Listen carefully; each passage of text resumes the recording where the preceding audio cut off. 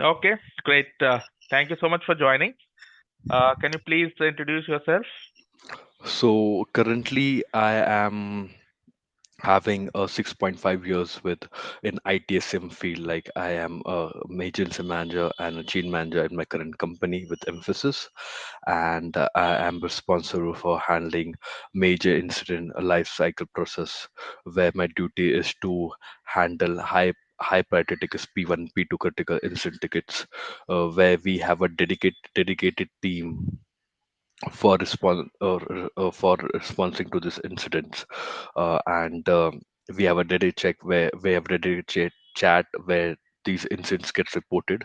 Upon getting a response on those chats, I as a major incident manager start follow the major incident process where I create a technical bridge to validate the impact of the business. And once the it's confirmed, once the business impact and confirmed, then I send the initial communication, and post that I engage the technical teams to work or to investigate on the issue.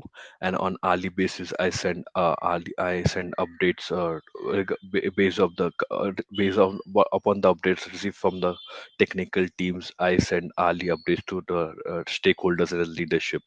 Once the issue has been restored, uh, I formally close the major incident and assign it to the resolver group, and I create a major incident report and hand it over to the problem team so that they can find out the root cause of the incident.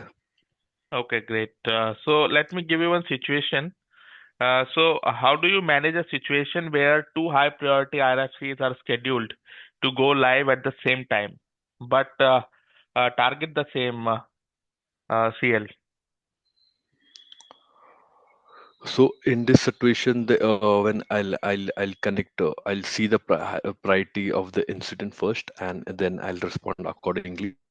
I'll talk to the stakeholders and inform of the situation, and Okay. deal with that accordingly. I'll inform that these the I'll inform them over the timings of the things and get it done via communication with the stakeholders and accordingly handle that situation. Okay. Uh, have you worked on change? Recently, in my current company, I have worked on change like I keep switching my roles, so I Okay. work. So that's the Oh, situation with me. okay. So tell me type of changes we have in ServiceNow, and So when would you use each of them?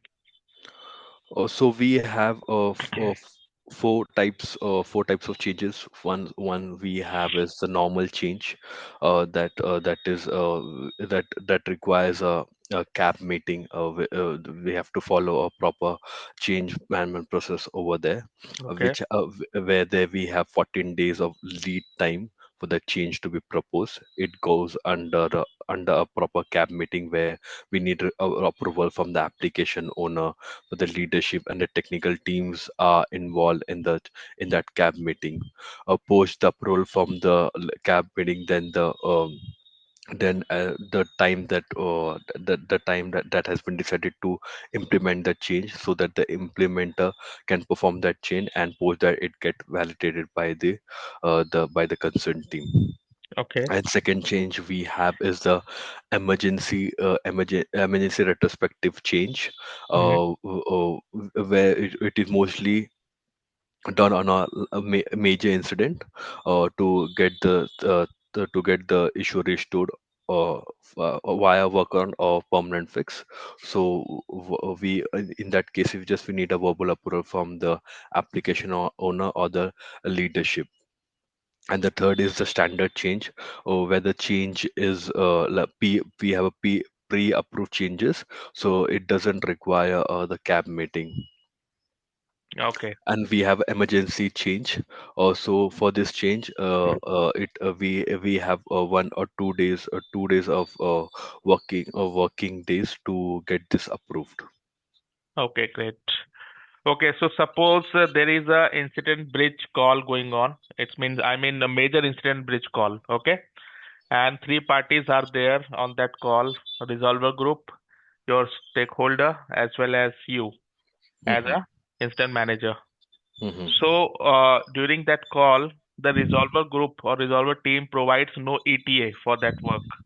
So how do you manage stakeholders' expectations in that situation? So in this situation, as a major incident manager, what I'll do is like as we send the early communication. So I'll just inform this current situation, inform the information. I'll share the updates, and if there is a kind of SLA bridge or it will going to happen, I'll inform that. And in 10 minutes or 15 minutes, there will be a SLA bridge. I'll just inform the stakeholders. I'll keep the communication. I'll update with the communication and share the proper information to the stakeholder. That's my first step. And the second step is like if we don't have any ETA, so there is uh, initial crisis response management thing, Hmm. which is created. So I'll follow that step and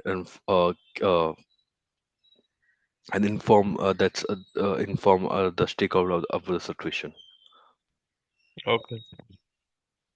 So in this case, what is that particular flow which you say crisis management? What actually happened in that?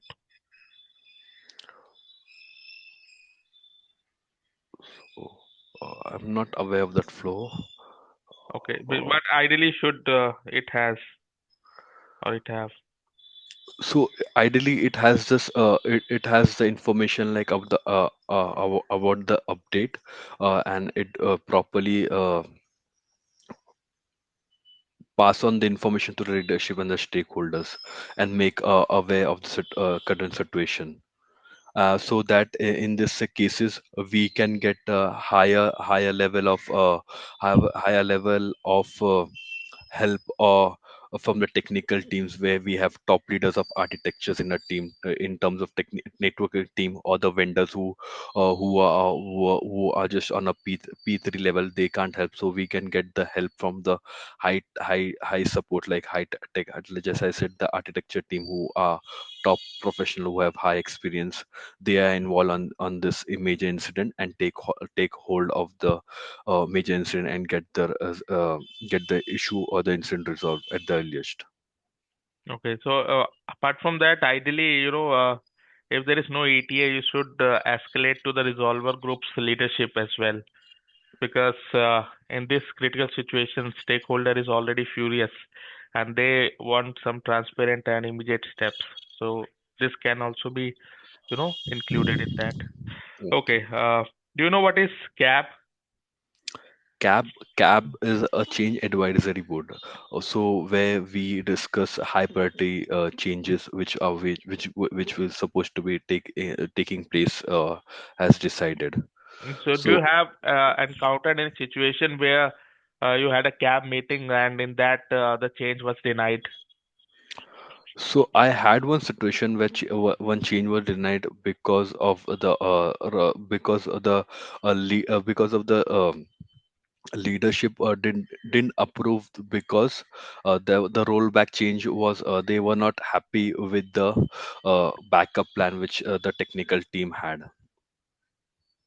Okay, so in that case, the change was denied. Yes, correct. Okay, great. Okay, one more situation.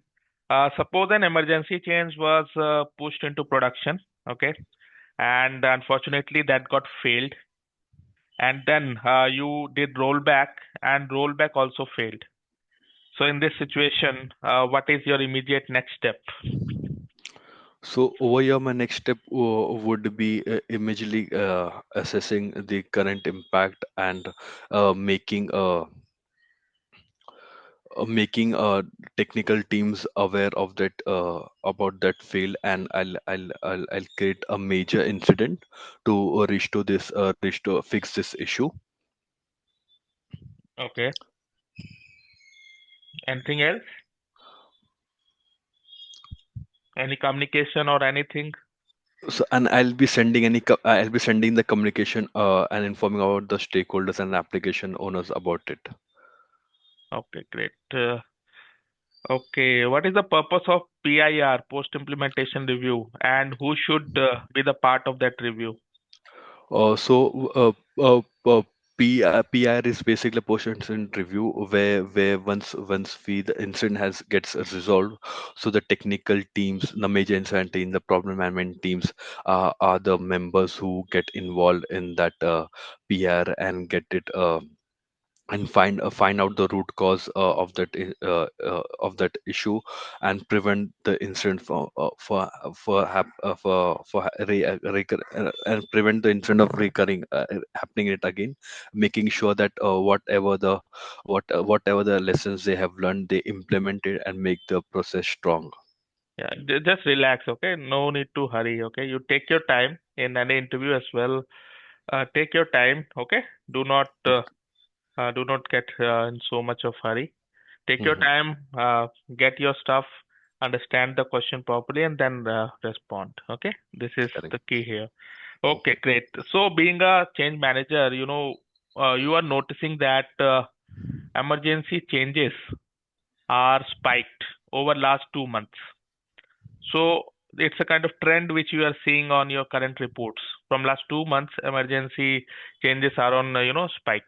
Okay, so how do you handle this trend? What will be your next course of action to handle such trends? I'll do, I'll pull a report regarding this emergency changes. Yeah. I'll consult the report and inform the technical teams about the changes, and accordingly I'll deal with it. Okay. And what all technical teams you are talking about here? It depends, like if I'm making changes, like it can be any team, like it can be the including the change man, it could be the network team, it could be the database team, it could be the Windows team or Linux team. Okay. Okay. Great. So, have you been involved in any outage?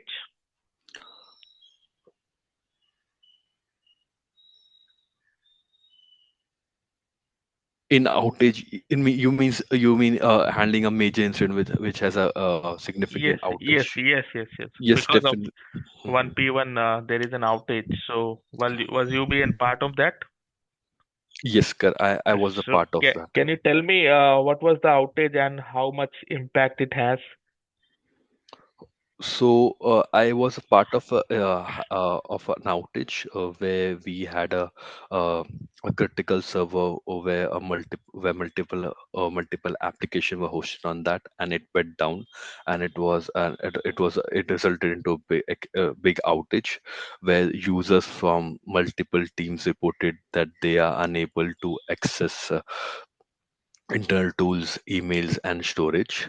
So this outage was initially identified via a automated monitoring tool, and it was subsequently confirmed by the service desk. Based upon the impact on the business, I, as a major incident manager, responded to it, and upon the I am and I declared the incident to a P1 incident, Okay. and I immediately established a technical bridge based upon the initial face value of the incident. I created the initial communication and sent it out to the leadership and stakeholders. I involved the technical. I involved it. I paged out the technical teams and get them in the call and start the troubleshooting of the issue. Okay. Okay. Great. So later on, the support team did the initial troubleshooting of the issue, where they found that the servers were completely down and unresponsive. And later on, the incident was handed over to the hardware team, the hardware team, where they found out that there was a faulty hard drive which Yeah. needs to be replaced has a root cause. So to mitigate the impact, uh, Okay. the they to mitigate the impact, um, they move all the data to the primary to the backup servers and make sure all the service was continued in a phased manner. So until unless they were working on the workaround, so I was sending all the updates and communication to the leadership and stakeholders based on hourly basis. And once the incident we got the confirmation from hardware team that the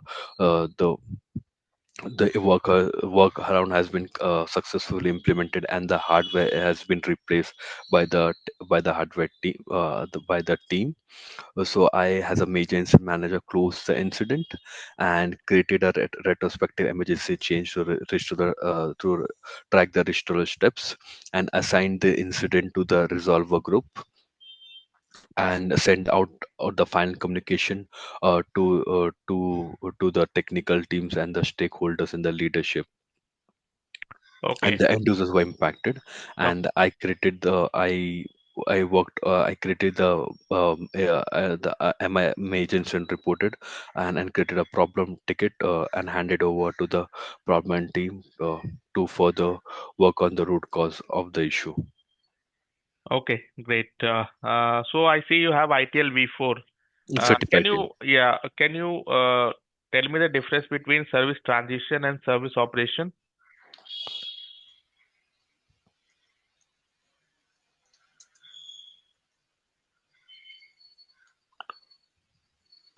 Um, so service operation.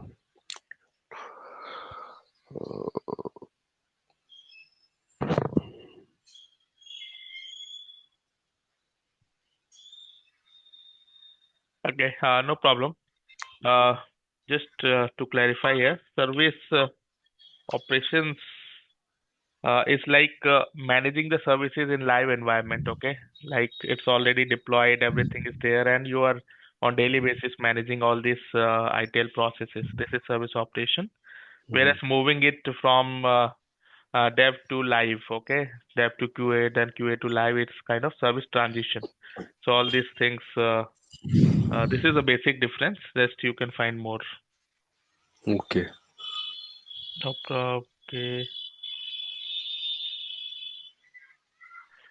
okay. What is the difference between risk and impact?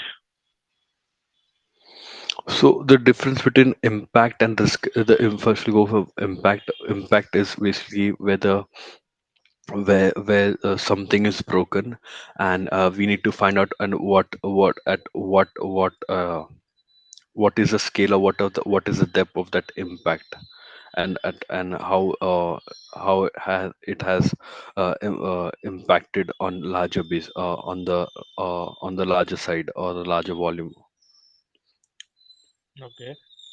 And risk is we have to immediately work on it and get it resolved at the earliest, so we don't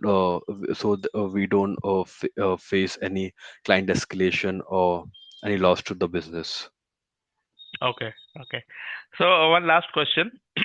Suppose a high risk change passed the CAB, okay, Hmm. but it failed during implementation. What is your protocol for accountability and what are your next steps?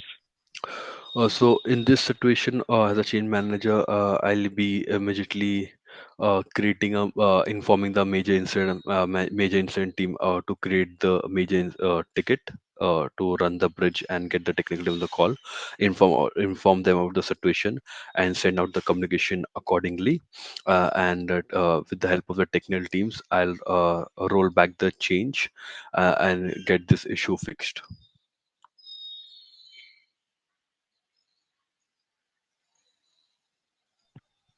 Yeah, sure. Great. So, Mer, I'm done with the discussion. You Mm-hmm. have any question? I just want my feedback. That's it. Yeah. So feedback wise, just prepare some good examples. Okay. I know you have worked on a number of issues and number of things. You have good experience. So, but the example should be, crystal clear and with objective. Okay. So Okay. when I ask you some incident that happened, like which you manage, one incident or outage which you manage. So you should know what actually get impacted from that outage, what is the impact and how you resolved it. So you should prepare all these your real-time examples based on your what you actually did. Okay, so just simple pointers for that. No need Mhm. to go much detail. Okay, so just Mhm. provide the pointers, and that will be very effective. And Okay. okay, along with that, just in communication, try to speak. Try to think and then speak. Means just understand the question and then prepare your answers. Means then give you a proper answer. Okay, that's it. Okay. Yeah, Okay. rest all things are good. You have a good experience, enough knowledge you have. Just go a bit slow and then explain point wise. Like do not go in detail. Okay, every time. And when it is an introduction, in introduction, just do not explain the complete cycle what you are doing. Okay, Mhm. just explain. You know points which you have worked on, like I worked on incident, I worked on major incident, I worked on changed, I handled a team of individuals. Just highlight. Okay. Mhm. Yeah, that's it. Just write it down, a good introduction based on your experience. A Mhm. simple, good point to point introduction, and then try to use that. Okay, once you have such habit, then it will be a great introduction. Do not go in Okay. details in introductions. Okay. Okay. Okay. Thank you, Pia. Feedback is and I've noted down your feedback. I'll go through it and let you know what's my situation. Sure, Okay. sure. All the best, and Thank you so in much. Thank future, you so much. as well, if you need anything like any interview or something, let me know. Okay. Yeah, sure, sure. I'll be in touch with you. Don't worry. Thank you so much. Have a good Okay. day. Bye, Thank bye, you. bye. Thank Bye. you. Bye, bye, bye.